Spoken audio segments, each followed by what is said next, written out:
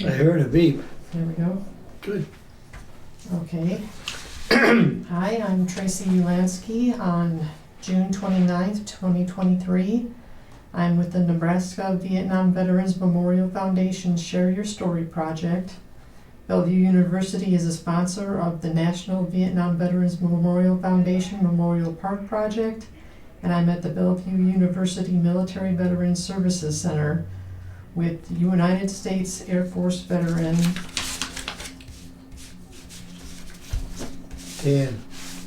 Donovan. Daniel J. Donovan II,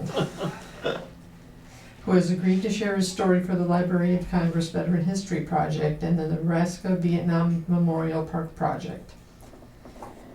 Okay, Dan, let's begin with your full name and where you were born. Daniel J. Donovan II. I was born in Newport, Rhode Island.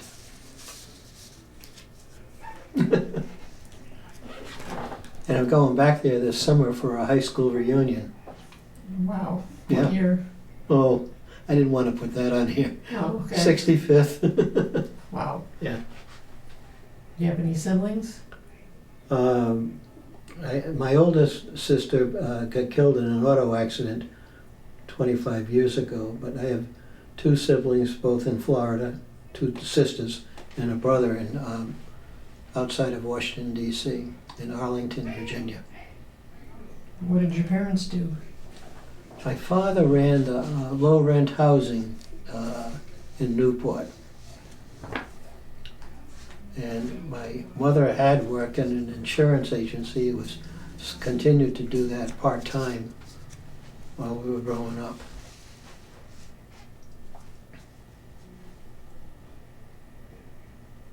Did you have any jobs before you joined the service? Yes, I did. My first job was being an assistant to a surveyor. I would carry the gear and hold the end of the tape, and I remember we put in a sewer line one summer. The summer I turned 16, I got a job at the Newport Creamery they only sold ice cream, and I was a soda jerk. And, we'd sell ice cream cones. It was really good ice cream. I bet. Yeah. So I did that, and I did that through the school year, which I probably shouldn't have, because I put on a little bit too much weight when it was time for sports. Did that affect you going into the service? No, I didn't gain that much. What made you decide to enlist? Or did you enlist? I took the test. I was interested in the Air Force Academy because we had just had the Russian satellite went up, and I thought space was the future. And Newport is a big Navy town. In fact, it was much bigger at the time I was growing up. They had Destroyer Force Atlantic there. So I did not want to go to the Navy. I felt sorry for the sailors because they were always getting in trouble. And part of it was the design of the city. The landing place for most of the boats that took people from the destroyers was at the end of the street, and I think there were some 15 bars in a half mile, and a lot of the sailors just couldn't make it all the way up to the main street because of the bars. Were you drafted or did you enlist? I won I was appointed by a congressman from Rhode Island to go to the academy. Oh. And I wasn't old enough for the draft, so that's why I wasn't drafted.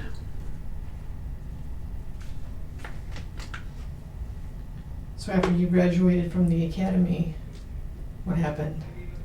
I went off to pilot training. Didn't do too well there. I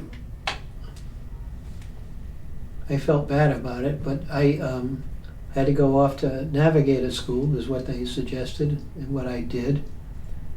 It was at James Conley Air Force Base in Waco, Texas. There was an active aero club there, and while there, I got my navigator's wings, and I got my private pilot's license.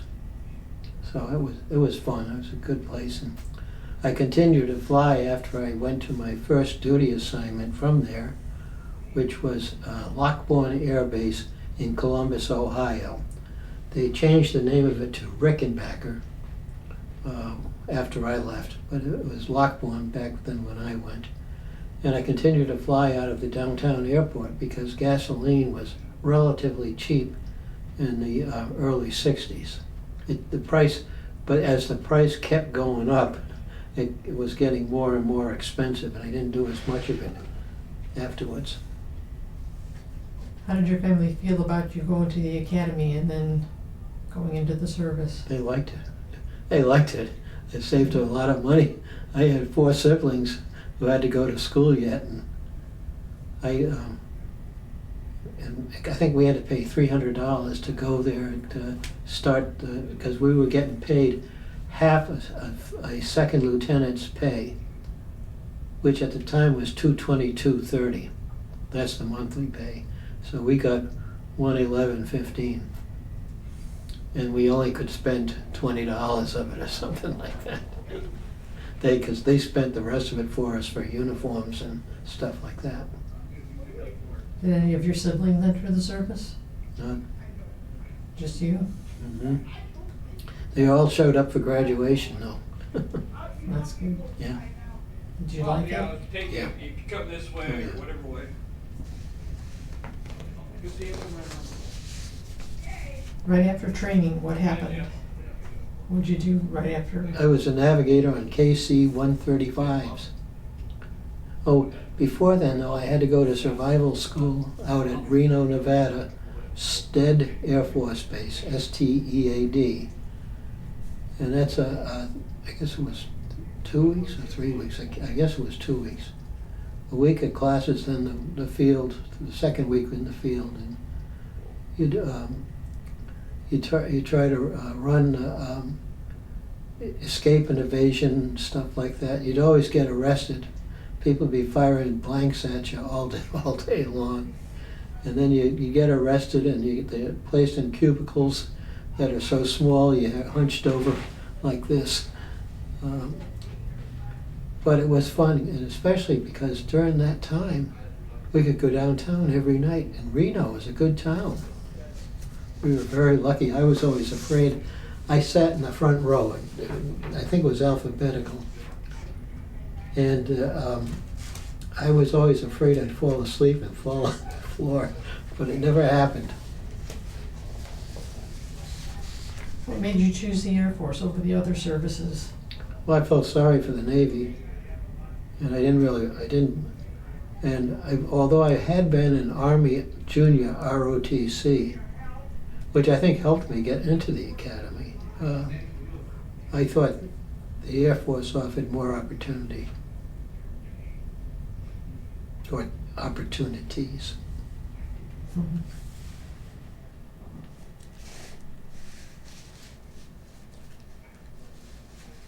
What kind of things did you leave behind when you left? Or did you... You said you had a job, so you left a job? Oh yeah, I mean, it was part-time, and it was fun. In fact, it was a place where you had to take a personality test. And they only picked kids that they knew would get along with others. And it also got a lot of pretty good, the cheerleaders, a lot of the cheerleaders worked there as well. Very pretty girls. So it was very nice. During your training, was there anything that sticks out in your mind as... Oh yeah, there was, the training was brutal. The first summer we started on June 27th, June 27th of 1958. And we were still at Lowry. The academy was being built, And for that summer, right up until Labor Day, we were brutalized. I had problems with the sun.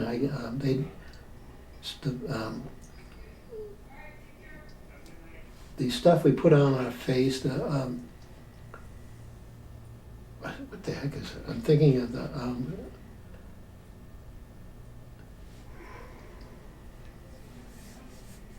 the sunscreens were terrible back then. The flight surgeon would give you this stuff. It smelled like charcoal and just wasn't too good. So I suffered a little bit, and having been brought up on the beach, I sunburned very easily. But during that summer, we had an obstacle course that was a beauty. It was very tough. And they also, I think we were the last class to get bayonet training, like they do in the Army. And you carry them like this and lunge, and you would lunge into a haystack they had made into a box shape. It was fun.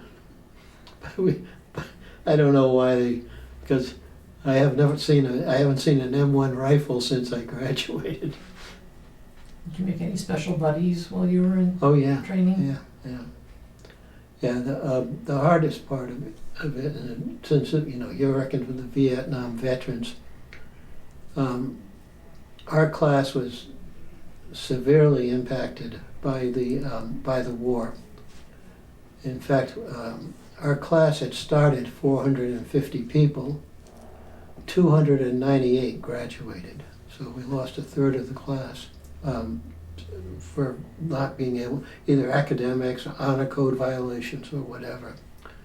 But after, in the early 60s, as people graduated from pilot training and navigator training, we lost 16 people out of the class in Vietnam. I had 2 that I had roomed with. And in fact, one, Johnny Hoschild, he was from Chicago. He, when we graduated, I was best man on a couple of weddings. And my younger brother, who was, 8 years younger than me, he decided to drive back to Rhode Island in my car, my new car, my Chevrolet. And we followed Johnny to Chicago, where we spent the night, and then we went on the next day. In 1965, I believe it was 65, Johnny was an F-100 pilot, and he was on a strafing run, and apparently he stayed on target too long, and the airplane crashed, and they couldn't find his body. So I went up to Chicago for the funeral. I was very, very sad. And then about 2 months later, they found his body. So they had a second funeral, and I couldn't get off of alert to go up there for that second one. So it was very sad. The other one was a wrestler from the New York City area, Chuck Franco. He was a wrestler, and he was a forward air controller in an 01. For some reason he crashed, and he was surrounded apparently by the Vietnamese and North Vietnamese. And they say, the story was that there were about 7 or 8 bodies around him, because he was a tough wrestler. He had gone through jump school with me, which I had done the summer before our senior year. So 2 out of the 16 I roomed with, either in the summertime or else for one of the academic semesters. What was your first assignment after your initial training? Lockbourne Air Force Base. Lockwood? Lockbourne, B-O-U-R-N-E, L-O-C-K-B-O-U-R-N-E, now Rickenbacker, or it was, well, I guess it's a reserve base still, I think, Rickenbacker in Columbus, Ohio.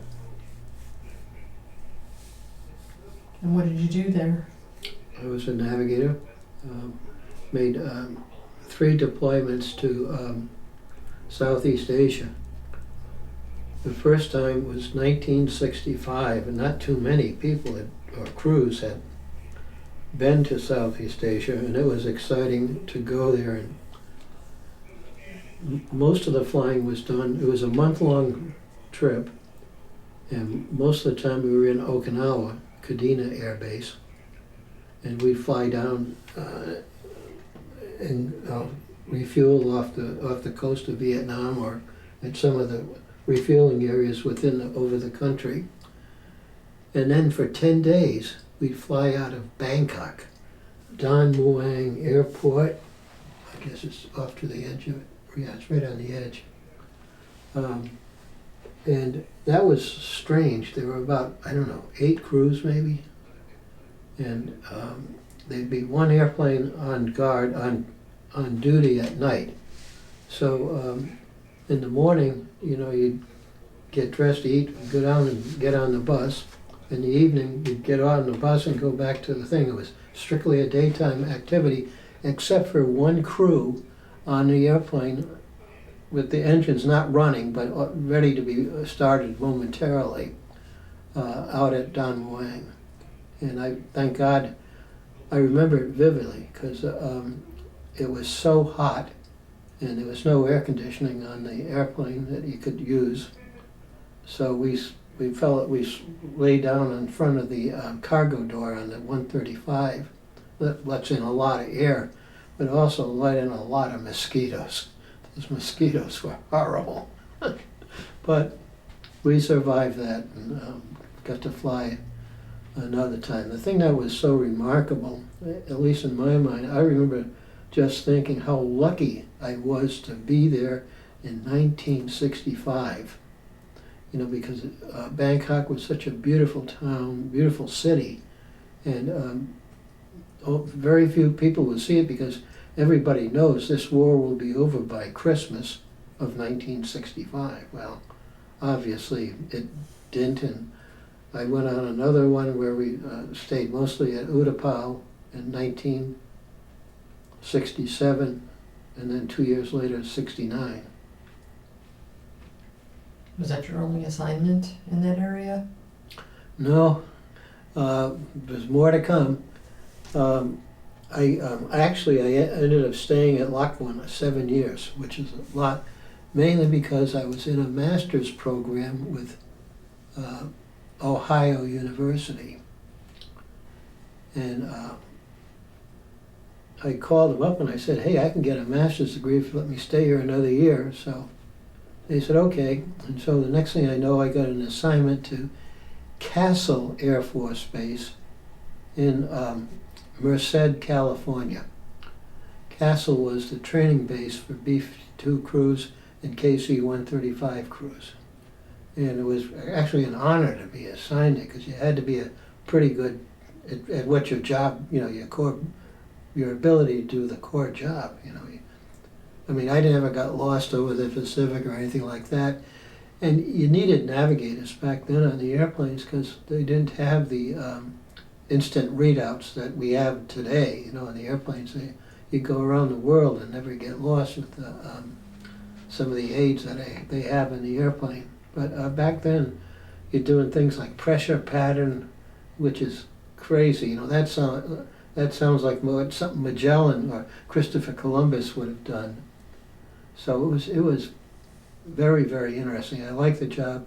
At the last, I guess either 1 year or 2 years, that I was made a standboard evaluator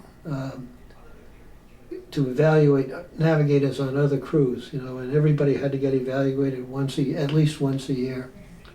And it was a real honor to be a standboard guy. So because of that, I got the job at Castle, where my job was to train rookies coming out of navigator school on the 135. And I did that for a year, 15 months. And this older lieutenant, I was a captain at the time, I think. He says, Dan, why don't you come work for me? I got a staff job that's great for you, would be great for you and your career. and it was ops plans, the war games place. So I said, well, let me talk to the wife, and she said, okay. So I did it. The very day that I was supposed to be there, the orders saying Dan Donovan's assigned to DPX or whatever it was, DOX, and I got my orders, TDY orders to Guam for 180 days. And I'm here, what? My wife's going to have a baby here in late November, and they want me to report in November. And so we had a general wing commander. I went and I talked to him. I said, what can you do for me? Well, to make a long story short, not much, but they did say they let me wait until the baby was born. Well, they didn't they said I could fly on the B-52 that was deploying in December, in early December, which I did. I deployed on a B-52. It was because you'd have crews from all these SAC bases go out there especially the crews that flew the B-52, the newest B-52 models. They had to go through training to fly the older B-52 models. So I went out with a crew from Wright-Patterson Air Force Base, and Kelly was born about 3 days before I had to leave. So I got my first B-52 flight deploying, and it was interesting. We had system issues along all the way, not all the way, but 3/4 of the way to Guam. It was talking to different problems with and then we arrive over Guam, and we go into land, and there's no traffic, no airplanes are flying. And what it was to stand down right before we started bombing Hanoi and Haiphong. So, and my job, what I was assigned to do there was be what they call an ops planner. And it was bullet shot TDY. And we would draw maps and plan targets and things like that. And we were on a schedule of, you do 3 days shifts, 3 swings, 3 midnights, and 72 hours off. And that was, it was livable. You did it, but it was tough. It got really tough over Christmas, though, because all the Japanese tourists come to, not all, but a lot of them come from Japan and spend Christmas there in Guam. And what they did with us, they put us into 16-man tents. And here we were, people working different shifts, because you had about 12 people on a shift, and I don't know how many of us there were. There were a lot. And people would the alarms would go, you'd be wakened up by alarms going off, people getting up earlier, people going up later. And it was not very convenient at all, or good for my morale, but it was fun. We were there, and watching the B-52s take off there's a movie called 12 O'Clock High. I believe Gregory Peck, I think, was the star of it, and it's in Europe, and he's a B-17 wing commander, and watching the B-52s take off in cells of 3. You'd sit and I think at the time there were about 100 B-52s there, and they would take off 3 at a time, and it was just like watching 12 O'Clock High, except they were B-52s instead of B-17s. Very, very harrowing, and especially when some of them didn't come back, and that made things tough when they didn't come back.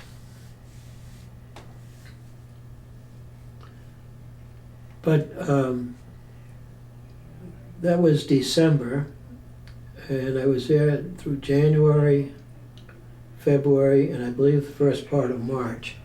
After about 90 days, I was recalled to go to Castle to check out or to sign out and proceed to the Navy Command and Staff School, which is up in my hometown of Newport, Rhode Island.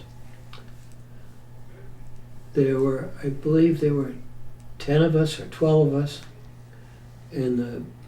at the major level who were there, and there were another 12 or so lieutenant colonels and colonels in the senior staff school there at Newport. And so I went home, and my family got to meet my wife more and meet my baby. So that went very, very well. It was a good year. Then the problem came when as the year came to an end. We had sold the house in Merced. It was a very nice house, but we had sold it, figuring we'd probably buy a house someplace else. Well, I got my orders, and my orders were PCS to Utapau. This was 74, 75.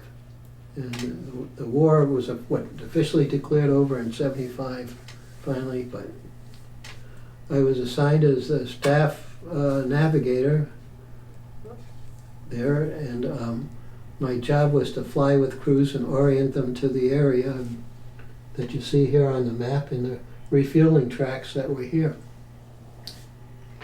And it was a good job. So with the dilemma though, what to do with Kelly and my wife Caroline, and I got wind of there were some military families, Air Force families, and Army families too, living in Pattaya Beach, and I looked into that to see how feasible is it. Well, there's a lot of it's issues, but they didn't have a place to go. They probably could have stayed in Newport, but we wanted to stay together. So Pattaya Beach is here's Bangkok. Here's Pattaya, and here's Sahib, and right there is where Utapau is. And so it's a 40-minute bus ride. And so I was able to live there. Now on days when I'd have to fly early in the morning, I'd have to stay in the BOQ and get up and fly back and then drive back. But Pattaya Beach was a beautiful place back then. Great food. There was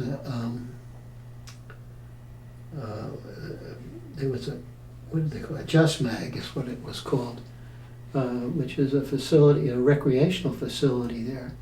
And they had sailboats, and I had learned to sail when I was up at the Navy War College. Even though I'm from Newport, I hadn't learned to sail, but I did. And one of the doctors and I would go out on the weekends and sail around a little bit.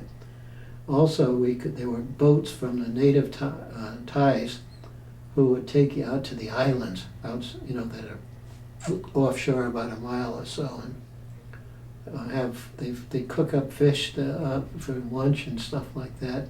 You can go to Just Mag and get a case of beer or a 6-pack of beer, whatever you want, and that was fun too. So it was very nice. In fact, we also had somebody started up a bowling league at one of the hotels, one of the newest hotels, and they had bowling alleys. So we were part of a bowling league. And, like I said, the only time I couldn't get back and forth was when I had to fly early. And halfway through my tour of duty, the war was almost over, and they said, why don't you go to maintenance and learn how to do maintenance support for your future. So I said thank you, and I did. Meanwhile, though, my wife and daughter, they came in to Thailand on a non-immigrant visa, which meant that at the end of 3 months they'd have to leave the country.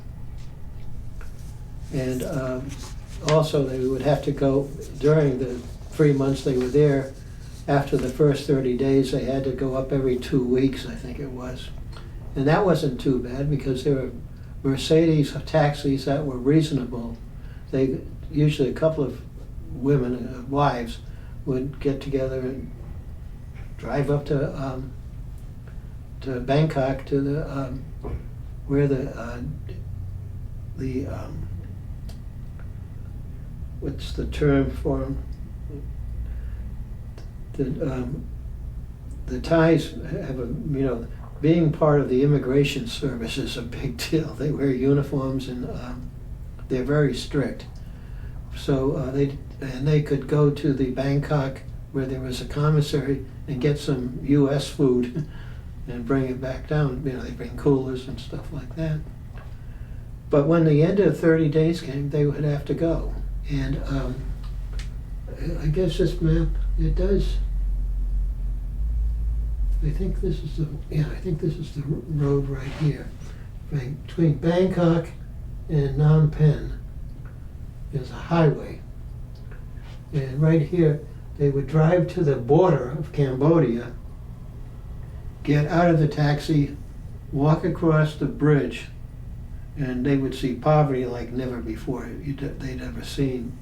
They'd get their stamp on their,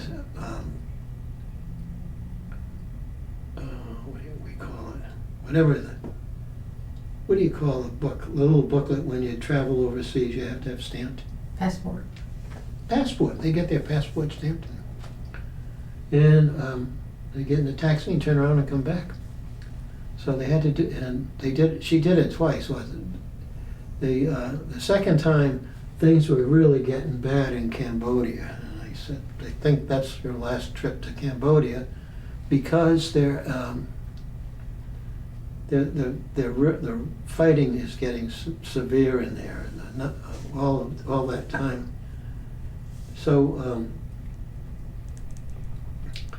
when it came time for the third visit, I'm working in maintenance now, and they had a USO trip to Hong Kong. And I had never been to Hong Kong. I wanted to go. She wanted to go, and so the three of us signed up to go on the trip, and that counted because she was able to get her passport stamped. That counted for that trip. Also, my father's first cousin was a Maryknoll missionary who had been serving in China, had been thrown out of China by the communists and was living in Hong Kong. And he took us to a couple of dinners at some of the best restaurants you could ever imagine. So it was a pleasurable trip. It was just unbelievable. And we did go down to Macau, which is, it's off of the coast of China. It's not, you can't see it here, but it was a big old gambling. It's a Portuguese. It's Chinese, but it's Portuguese influenced very, very much. And that was fun because it was I guess you call it an airboat. It was one of these boats where they bump up the bags underneath it, and then they'd go quite fast from Hong Kong to Macau and back. So it was fun. So after,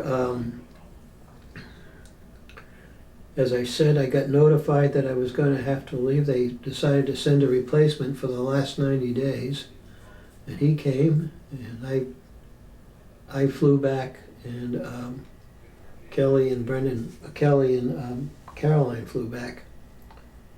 Flew back to?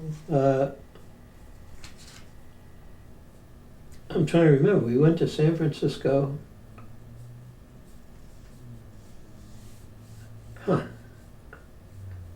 My assignment was to the Pentagon. I was going to Washington, D.C. And I'll tell you what, that's a good question. I don't remember how we got from California to the, unless it was by air. Or maybe we went up to Rhode Island where I had a car.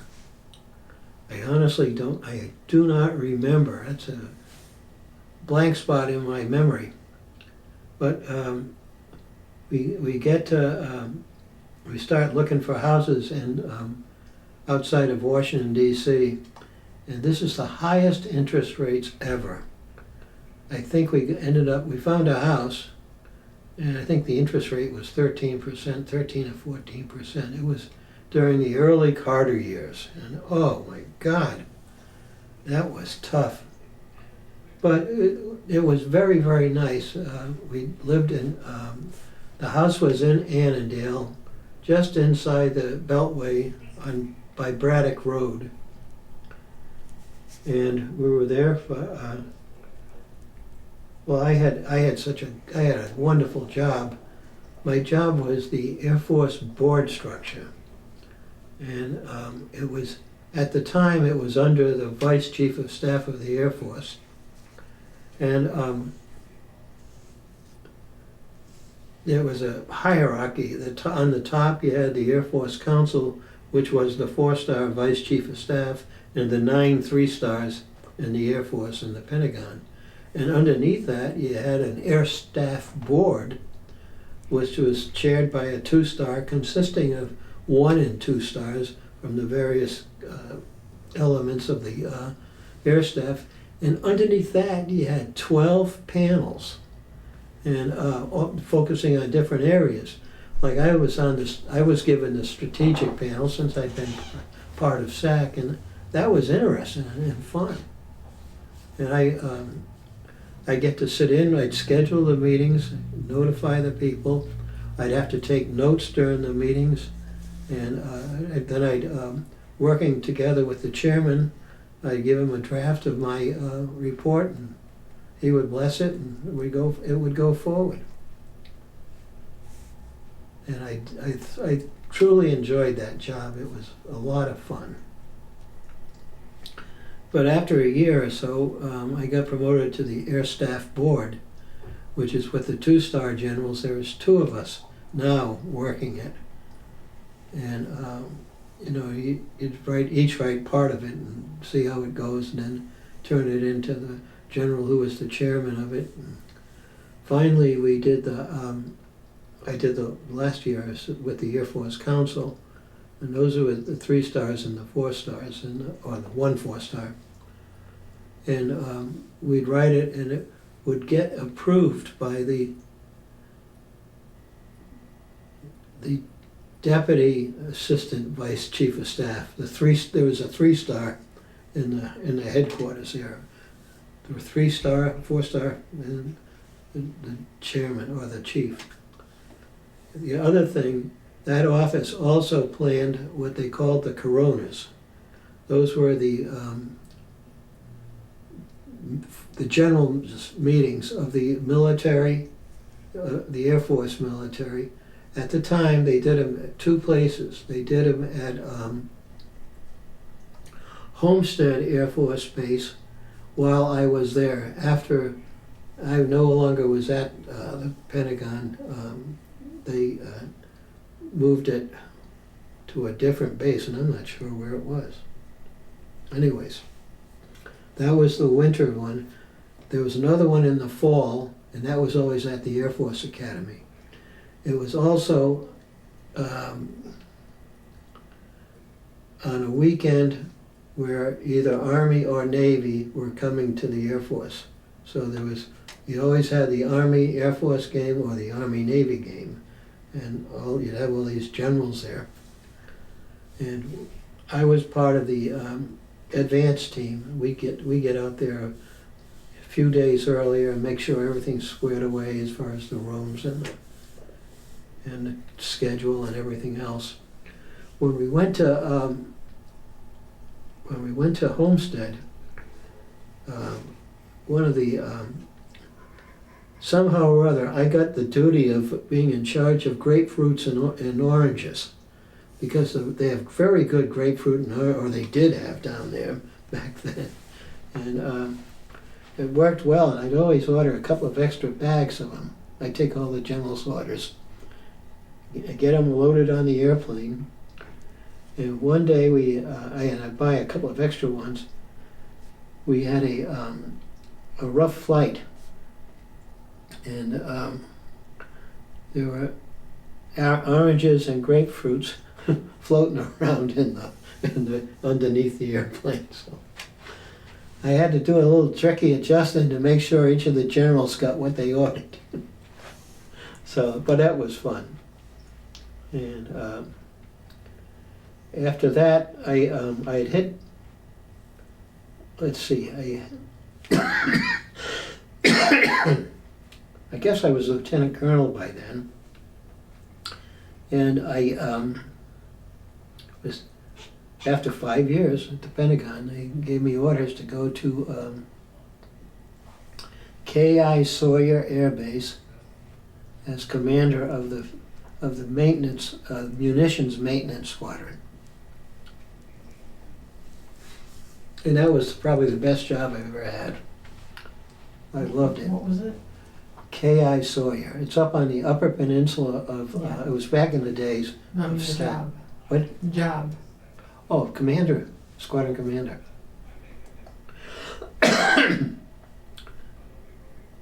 And you had everything, and EOD, explosive ordnance disposal team. That was part of the squadron. Those guys were crazy. They'd hunt bear and stuff like that and cook it. They took me fishing one time with these little fish that that run. I forgot the name of them. But you fish them on creeks with big nets, and you put them in trash cans, and then you wash them and cook them. And have big cookouts for the squadron. It was fun. One time. Oh God, who's the guy who's got a woman's name that's a rocker? Oh heck. He's a very good golfer. School's Out is one of his songs. I'm trying to remember his songs. He was coming to Marquette, which is the town that's next or close, 10 miles from the base. And the citizens wanted somebody to, or wanted the base to check to make sure there weren't any explosives or things like that, because one of the council members or the mayor got a threatening letter. So in order for a unit to send military people downtown, it consisted of about, 4 or 5 security police and I think 3 or 4 EOD guys and 1 officer, and it had to be either a full colonel or the DCM or the munitions maintenance squadron commander. So I got to go. I just can't believe it. I got the guy's name. It's so close. Anyways, we went. I went down there and we searched and didn't see any bombs or anything in the building. And in fact, it was interesting. They did find a bag way under a table, and that looked fishy. So they took a line with a fish hook at the end of it or something and put it on the bag, and then everybody went around away from the opening and around the hallway, and they gave it a mighty yank, and it was some guy's lunch. So that was good. But the thing that's concerned me, was when the show began. And I knew there were some people from my squadron there. The smell of marijuana was overwhelming, absolutely overwhelming.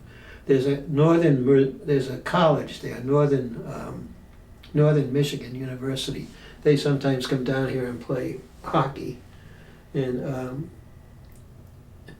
some of our troops are there. And oh God, I hope none of our guys are down there smoking that stuff. But it was something. God, rock and roll School's out.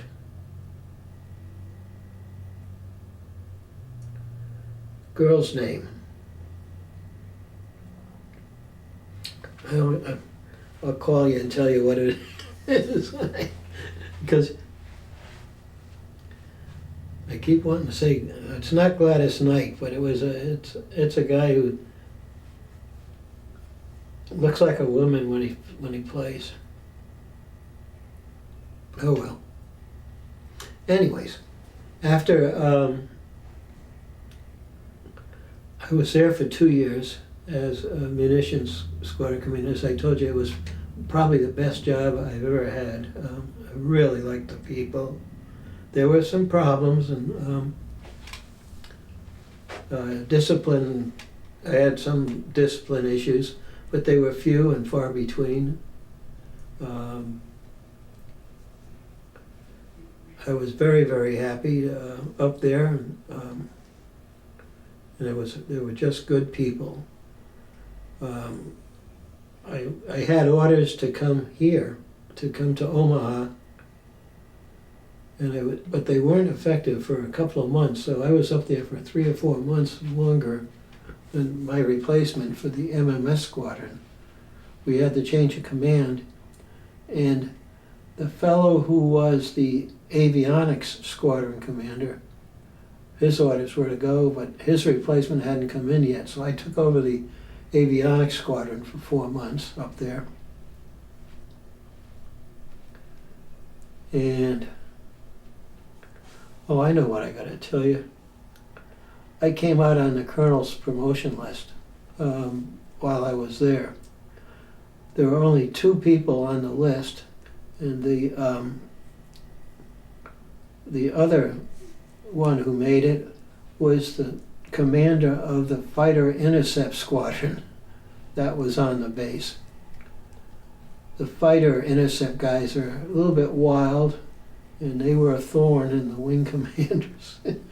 They would take over the club sometimes and say bad things, and but they always made fun of it. But I got along with them well, so I enjoyed it. Tell me about your promotions. What's that? Tell me about your promotions. Oh, promotion to colonel.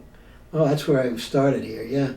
Well, the squadron commander of the fighter squadron wasn't there, so you go to the club, and you buy drinks. And you buy drinks. Instead of 2 of us, there was 1 of us. It was a good party. Another event that happened up there, the Thunderbirds came up, and one of them was my classmate, Rip Blaisdell. Rip was a football player, a swimmer, very handsome guy, and we met him at the officers club that night and had dinner together. And my wife was in heaven because all her friends were coming over to ask her to introduce him to Rip.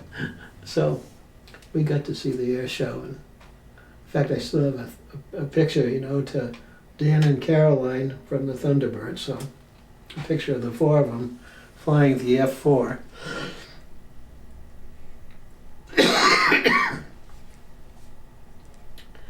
After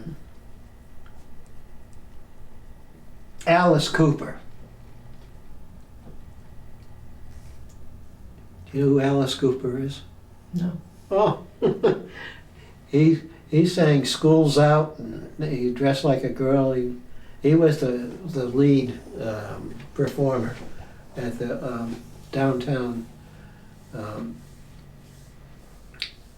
place where the marijuana smoke overcame me, or almost overcame me, I guess. But that's who it was, Alice Cooper. Thank God I remembered. So then we come back to Omaha. We, my wife and I went crazy looking for a home. Looked in Bellevue, we looked in Papillion, I guess this is the only places we looked.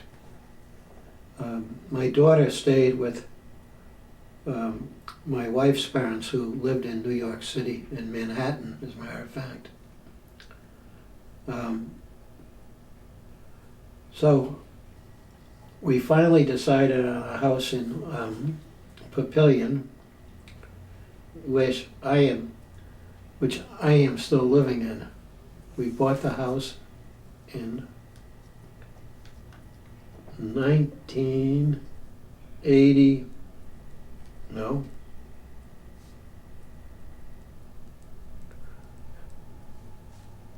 It's 80, 82.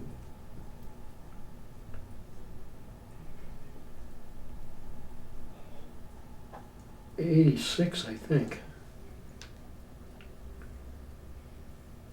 No, it was 83.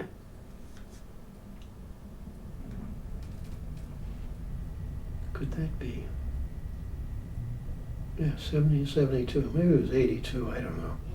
It was a model home. William Charles was the name of the builder. It's a very nice house. And like I said, I'm still there.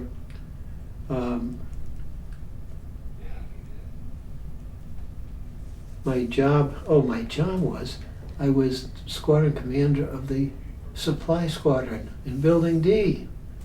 You're probably familiar with that. Yeah. Or had you come, you were there when it was still there, the weather wing.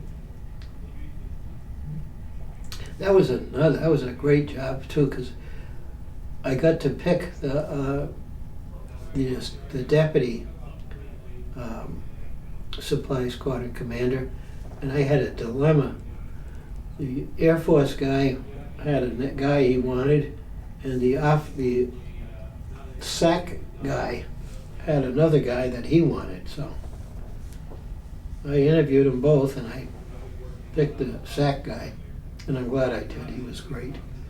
The other thing going for me at that squadron was we had a chief. He was a black chief. He was just amazing with people, and he made it so easy. It was just, and I would love to go out on the deliveries to SAC headquarters, put on my fatigues and go deliver couches and stuff like that.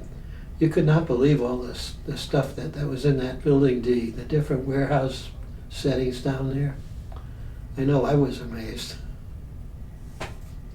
Really amazed. So I was in there, and I know the vice SAC at the time I had known when in my Pentagon tour, and he pinned my colonel's leaves on me in front of this supply squadron while I was there. And then after about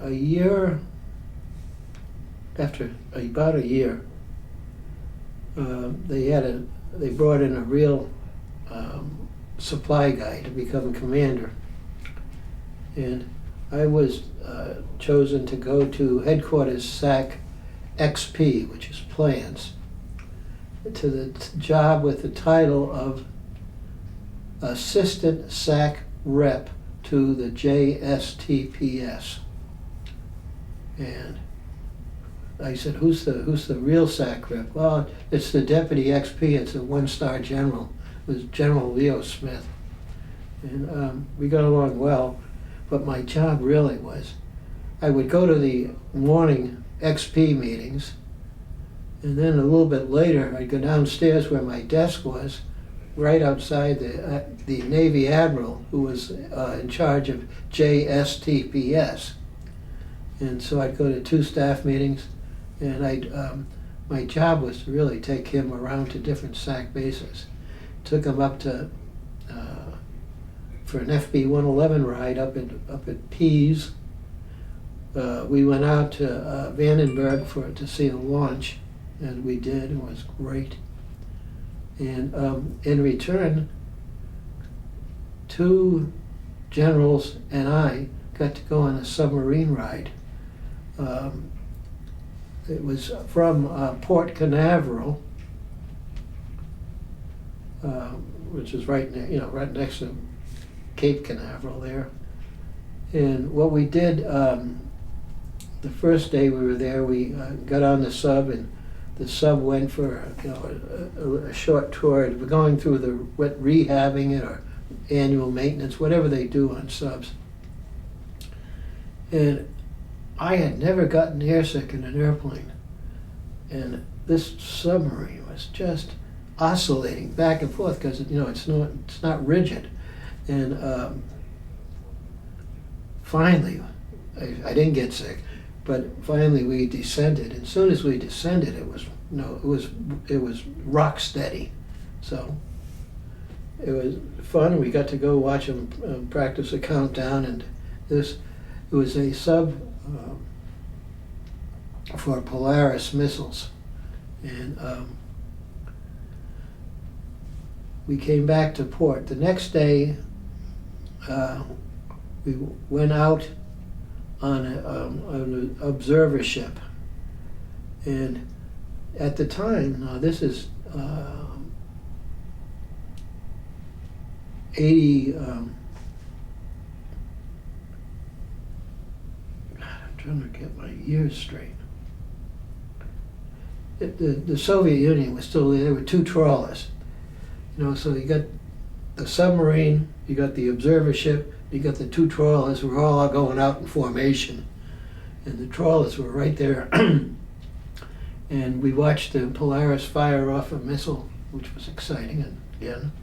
And when everybody starts turning around to come back, the one Soviet trawler cuts right in between us and the sub.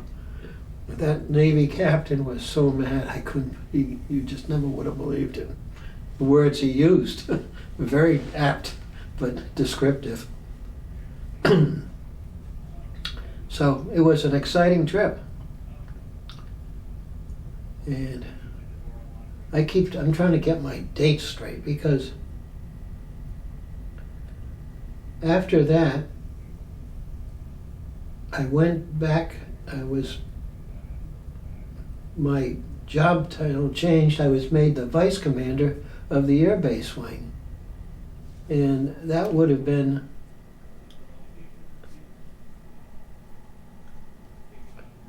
'82. Yeah, I guess it was 82 to 84. Yeah, that's 82 to 84. And you saw the picture. Well, he took it, didn't he? I was Inspector General for the base and Vice Commander, so it was another fun job.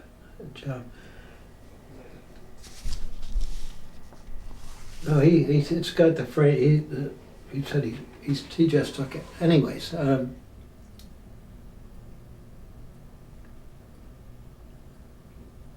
I really was lucky in my career as far as jobs.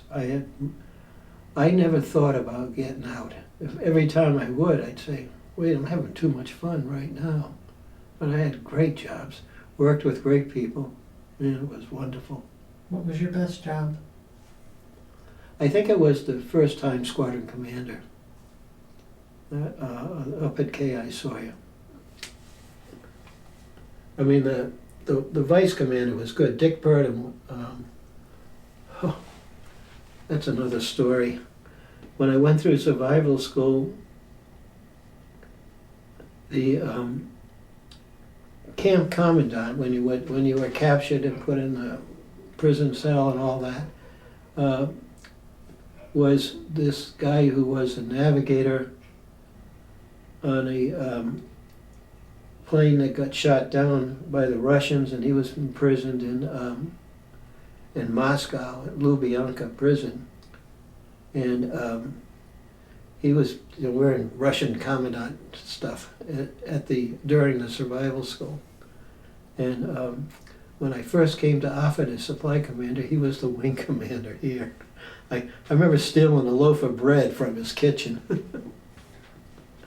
But John McCone, that's who that was. He was quite a man. And by the time I became the vice commander, Dick Purdom, who I had known out in California, no, up at K.I. Sawyer, he was a vice up there. He'd been a wing commander down in Georgia, and he was a two-time wing commander, and it was great working for him. So, great bosses. Good 26 years. Would you say there was a worst assignment? Probably. There were elements of the assignment up at KI were worst. Sometimes I had the nicest DCM, Deputy Commander for Maintenance, the first year. Then and he left, and I got another one, and he wasn't so easy to live with. We had some discussions about leadership, and if you got a problem with one of my lieutenants, please let me know. Because he'd tear into him, you know what I'm saying? Geez, I'm their commander. Yell at me. So that made that job tough. But in fact, could have caused me not to be promoted to colonel. Don't know. When you're that close, who knows? What year did you retire? 88.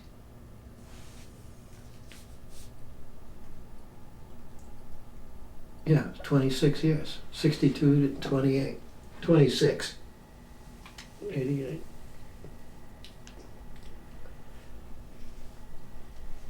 And I did nothing for a while. And my daughter, my marriage crumbled. And had in the late 70s. And I ended up with custody of a 14-year-old girl. She's a good girl. And we went down to Nebraska to just see if she wanted to go to school down there or what. Well, and she saw friends. She really liked it, and I thought that was great. A week later, she says, "Dad, I want to tell you where I want to go to school." And she says, "Dad, I really want to go to Creighton." Oh, do you know the old cartoons that show dollar bills with wings on them? That's what I was seeing as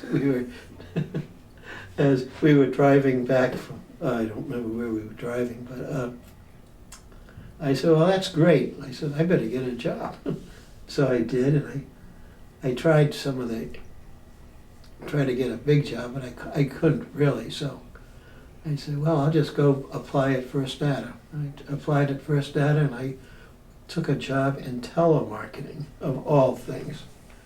Fortunately, that was only for a couple of months because they changed and became telephone operators for MCI. And I was on the phones for just a few months, and they recognized that I had some skills. And they made me the training manager or the training supervisor for MCI. So I did that for 5 years. And I had a friend who lived in Council Bluffs, but he and I had worked together on the night shift. And he had left, and he was now in a account temp, I guess is what you call them. He'd go to different places for short periods of time.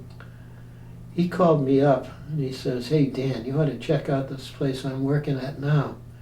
He says, "They pay us okay, and they drink beer in the parking lot." I said, "Oh, that's a good reason for me to go apply." Well, it turned out to be the company that became Ameritrade.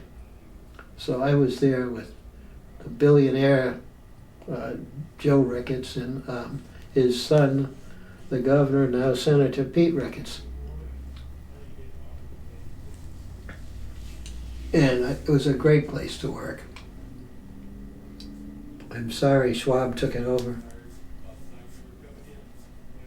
What was it originally? Oh, Before- the part that I was working in was called AccuTrade. But the whole company, God, they had all kinds of crazy names, but it ended up being Ameritrade. And all parts of it were Ameritrade. You've got some memorabilia over there. Do you want to show it to us? I don't know what this is. Did you see? This was my Legion of Merit. Did you see it? Oh, here. It's usually what they give to retiring colonels.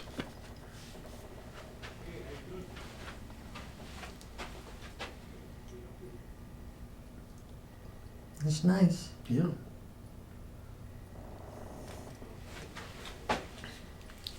And the reason I grabbed it was it's not on the order. This was written before I retired. And I got this, I don't know, I got the orders a month later. So I brought it in to prove I got it. I've never worn it.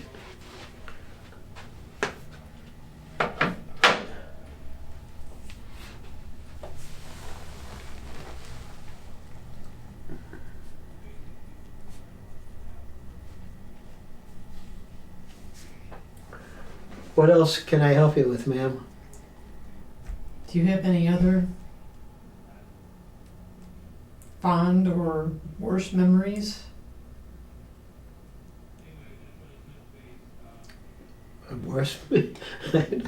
Well, worse was going through a divorce. That was the worst. Yeah.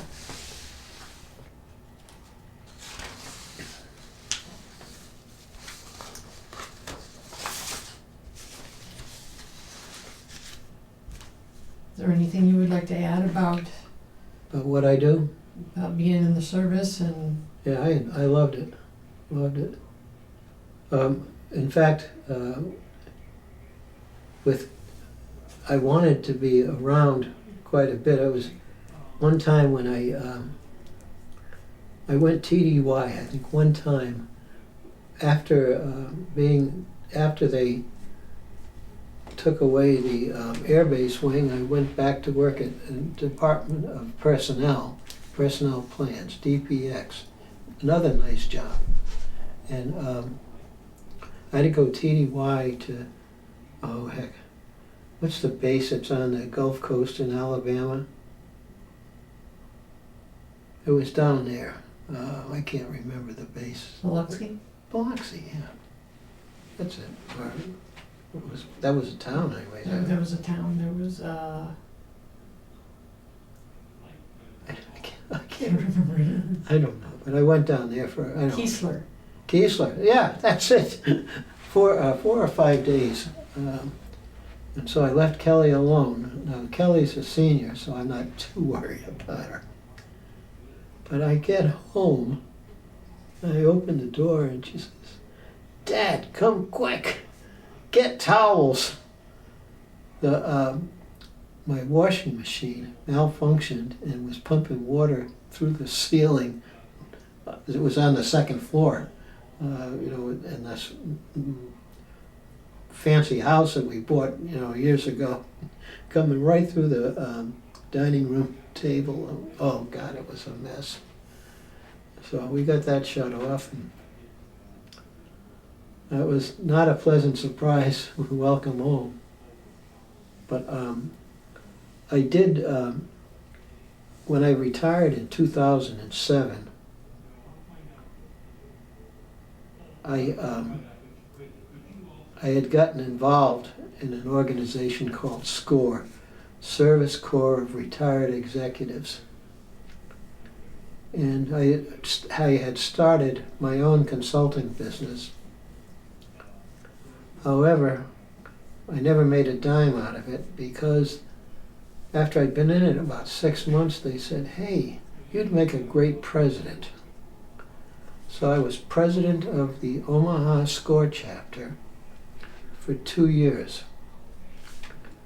At the end of those 2 years, I was also a member of the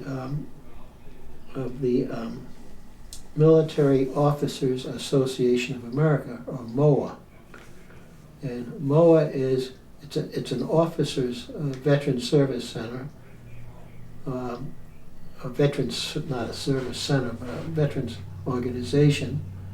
And while its membership is officers, the beneficiaries are primarily the enlisted and the wives.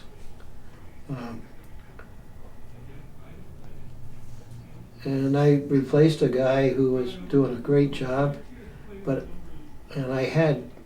it's supposed to have been for 2 years. Well, that was 99 when I started as president. And in the ensuing years, one fellow I had picked out, and he says, "Dan, I can't do it. My wife has medical issues and she's not yet 65. I said, "Well, I understand that." So a couple of years later, and meanwhile I'm getting 5-6 years, you got another guy who wants to be the president. I'm like, great. Well, he was dating and married a woman that I worked with at Ameritrade. And she let it be known that she would probably be leaving in another year from Ameritrade. Well, what Ameritrade did was, they said, "Well, let's buy her out." So they bought her out, and the next thing you know, she and my replacement are driving down the highway to San Antonio. So I'm still president. It's been 14 years, so I'm seeking a replacement. We have a newsletter. I have to write an article every month for the newsletter. We used to meet monthly, but now we do it 10 times a year. We skip July because that's when most people around here go on vacation, because the schools start up in August and that. And then we also skip January because it's so damn cold. And we had been meeting at the Officers Club on base right before I became president, but we've moved out to Anthony's, which is the one with the cow on the roof, the one right at 72nd in the interstate. The one that just closed? Yeah, that one. That was a great place. It really was. They had all the thing, that what I miss most is they had the audio visual in every room, any of the meeting rooms in there. And they had good menus. But we went to a place that I hadn't been to in 50 years, and that was Anthony's, which is right on L Street at the Kennedy intersection. And that's where they filmed the movie, or part of the movie about Schmidt, Jack. I forgot the guy, Jack's last name. But anyways, that's where we've been meeting for the last year or so. And it's working out well. I've had great speakers at my meetings. Last month it was, or this month, this June, it was the third Wednesday. It was the Speaker of the House of the legislature in Lincoln. He's John Arch. He's really good. And the month before that, who did we have? I was able to get some very good speakers. But I'm getting tired of writing. And then once a year, I go to Washington, D.C. We used to call it Storming the Hill. But that, after what happened this past January, last January, they changed it to Advocating in Action. So our action is to go around and meet with our senators and representatives. Now that's hard to do because there's a board they have meetings, and then they have votes when they have to all be in the same room. So what Nebraska does, and I really like it, they have what they call a Nebraska breakfast. And every year I went, and I've been going to them now except for the COVID years, 10 times, 11 times. We'll have a meeting on the day before at MOA headquarters or at the hotel we're staying at and discuss the issues we want to bring up. This year the issues were, number one, housing allowances. They cut them 5% over a 5-year period here, starting I think in 2016. And that's really bad. I mean, it really takes money away from, especially the young enlisted guys who have a couple of kids. It's really tough. So that was one. And the other was, it had to do with, was it funding or? Oh, we wanted to have something added into the, a study. Oh, a study on quality of life. That's what it was. We want to do a real study on why people leave the military, why it's hard to get people. And, the problem is so few people are eligible to serve in the military because either their weight or their intelligence or their desire not to. So it was in May when I went to Advocating in Action, got to speak to both senators and the 3 reps at the breakfast. Actually, I had to do an elevator speech. I had about 45 seconds to say why we were there, and that'll be coming around to your offices afterwards. But the only 2 principals I could really see this time were the 2 senators. And I really like both of them. What's Deb Fisher? She's a very nice lady. She's from that central part of the state. And then my former boss, Pete Ricketts. So I like Pete. Pete's a hard-working guy, but I think he did a good job as governor, because he established priorities. He got in there and he discovered these people are doing stuff, but why are they doing it? What's their motivation?